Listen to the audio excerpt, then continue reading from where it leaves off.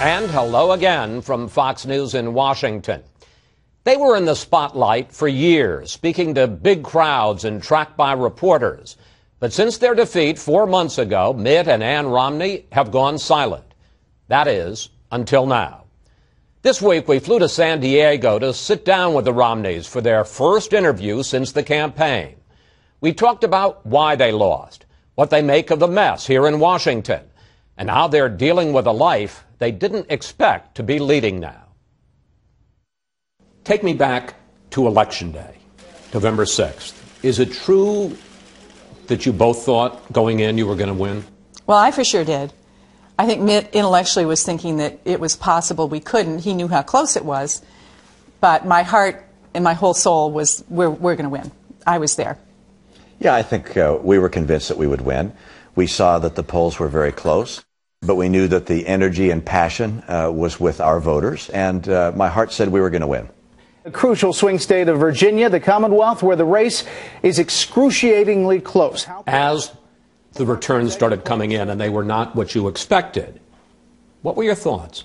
The exit polls came out first and suggested that it was going to be very close in Florida, and we thought we'd win solidly in Florida. So it was increasingly clear that this was going to be, with a best-case scenario, a long night. When did you know you had lost the presidency? It was a slow recognition until ultimately when the Ohio numbers began coming in, and they were disappointing. I said, look, this looks like we've lost. Wasn't certain. Some people said, oh, look, if this number here comes in, well, you could win. But, you know, by 8 or 9 o'clock, it was pretty clear that we were not going to win. And what was that moment like? Well, it's hard. It's emotional. I mean, there was such passion in the people who were helping us. I just felt, you know, we've really let them down. You know, it was that crushing disappointment. Not for us. Our lives are going to be fine. It's for the country. Is it true you began to cry? I did, of course, yeah. Very disappointed. Cry for what? Cry, it's not sorrow for, oh my gosh, you know, our life, or, you know, this dream. The dream was to make a difference. The dream was to serve. Then you called the president, and he came downstairs, and you delivered your formal concession. I so wish that I had been able to fulfill your hopes to lead the country in a different direction, but the nation chose another leader, and so Ann and I join with you to earnestly pray for him and for this great nation. It was all the people who had helped that counted on us that came to my mind. As I got up to speak, and I look around that room, and I saw the people who were there. And I believed I could have made a difference for the people of this country. And you think, gosh, I just haven't been able to get the job done. And it was very hard. In a flash, it was all gone. Secret Service, the crowds, the intensity, the minute-by-minute schedule, and suddenly nothing. How tough is that? It's an adjustment. You know, it's interesting. In our church, we're used to serving.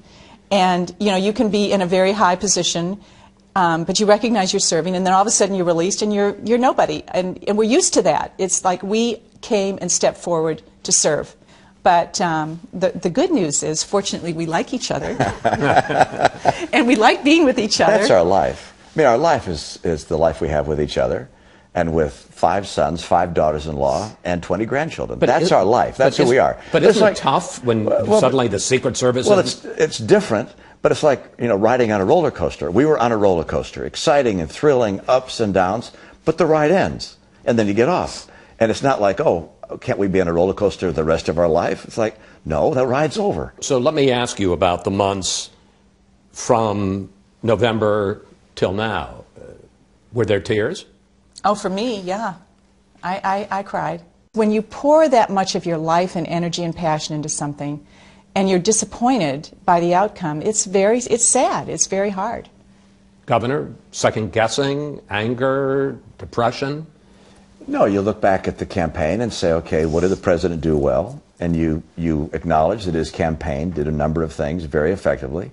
Of course, you rehearse all the mistakes that you made, and I went through a number of my mistakes, I'm sure, and then you think about the things that were out of our control, but you move on. I mean, I don't spend my life looking back. It's like, okay, what are we going to do next? Governor, we began to see random pictures of you pumping your own gas with your hair messed up. hugging Ann in the kitchen, hanging out with the kids at Disneyland. Did you have a plan, or were you just trying to get through the day? No, we were just living our life. Obviously, people would see us in various places, either walking along the beach or, in this case, getting gas for the car. And they'd take out their cell phones and take a picture. None of those were done by professional photographers, or I might have, combed my hair seeing them coming. But no, we're just living our life. Mrs. Romney, as we sit here right now, have you gotten over the defeat, or is that going to take more time? I think it takes time. I think I'm mostly, the great Princess Bride line, mostly dead. I'm mostly over it. But not completely. You have moments where you go back and feel the sorrow of the loss, and so yeah, I think we're not mostly dead yet. A week after the election, Governor, you had a conference call with top donors in which you said that you blamed your defeat on the president giving away things. It's a proven political strategy, which is give a bunch of money from the government to a group. And guess what? They'll vote for you. To some people, it sounded like the remark you made in your campaign about 47% of Americans looking for handouts. The president had the power of incumbency. Obamacare was very attractive, particularly those without health insurance. And they came out in large numbers to vote, so that was part of a successful campaign. But fairly or not, a lot of Republican leaders roasted you for those remarks. Iowa Governor Branstad, my feeling is we need to turn the page.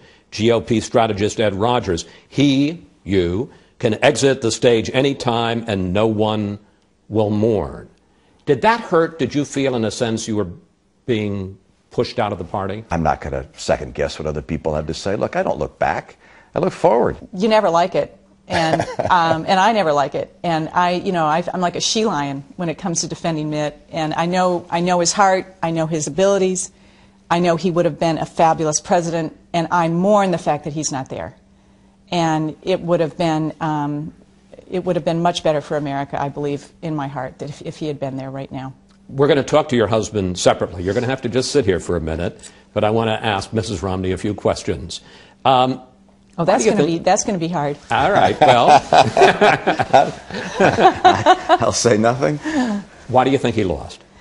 I think they had a better ground game, and I think we were not aware. We certainly had the passion coming from our side, and I don't think we were as aware of the passion that was coming from the other side. I think we were a little blindsided by that. Do you think that the two of you at all contributed to this image, which the other side certainly played up, that you were so wealthy that you were somehow out of touch with the concerns of the average American? And that's a reality that you can't change. I mean, we are who we are. The thing that was frustrating to me is that people didn't really get to know Mitt for who he was. Well, I want to pick up on that because there were reports that you and your oldest son, Tag, were frustrated with the Romney campaign, that they didn't, quote, let Mitt be Mitt, that they didn't let him show his more open, compassionate side. True? Well, of course, it's true, but it was not just the campaign's fault. I believe it was the media's fault as well, is that he was not being given a fair shake, that people weren't allowed to really see him for who he was. All right. What about the media? I'm happy to blame the media. Do you think the media was in the tank for Barack Obama? I think that any time you're running for office, you always think that you're being portrayed unfairly. And, we, of course, on our side believe that there's more bias in favor of the other side. I think that, that's a pretty universally felt opinion. What do you think of the campaign that Barack Obama ran? I think, obviously, it was a winning campaign. It worked. Do you think it was fair? No. In what way? Portrayal of my husband. He is an exceptional, wonderful person. She's not biased at all. I'm not biased. And, and he really is a selfless person that really, truly cared about the American people. He truly cares about making a difference and about helping others. And for him to be portrayed in a very negative light, in another way, was very hard. He has enormous skill sets in dealing with difficult issues, and I totally believe at this moment, if Mitt were there in the office, that we would not be facing sequestration right now. So what is your life like now? What are you doing? How do you spend your days? Governor, now you can talk. My turn again. Yes, again. We've renamed our foundation, the Romney Foundation for Children. We're going to help the very poorest kids in the world. We're going to help kids in this country with disease and great difficulty. And that's taking more and more of our time. We got a chance to spend more time with the grandkids. We just had twins born, as you know, and being with them was a thrill. I have to clear up a couple of rumors. Were you approached by Dancing with the Stars? I was.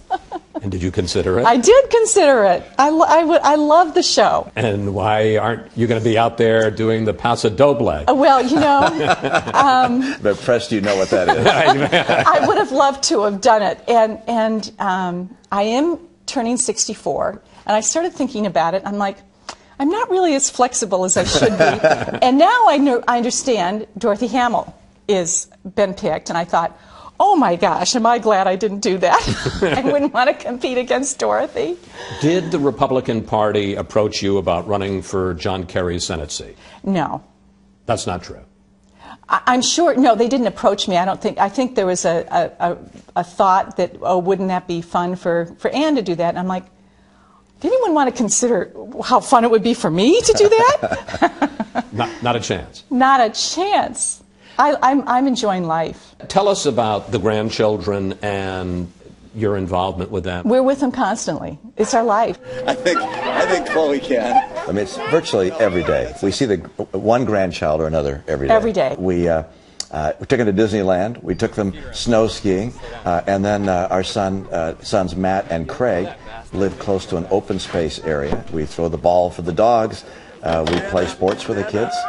They like kicking balls, hitting baseballs. We do the things that grandparents are expected to do with grandkids. Looking back and now, how do you both feel about what you've been through and where you are now? I wish everyone could have just been in our pockets, gone with us, and seen what we had seen. And what you see when you see that are the heart of the American people. I leave, discouraged by the outcome of the election, but also optimistic about America, and because of the people that live here. It's an amazing place. Governor? It was an exciting, thrilling experience. And it didn't end the way we wanted it to, but the experience itself was magnificent. Were there tough days? Absolutely. Were there exhilarating days? Yeah, even more of them. And so one of the great life experiences. Anybody would say, can you imagine anything more fantastic than being able to run for President of the United States? And I can think of one thing more fantastic. Well, winning. Yes. Yeah, winning.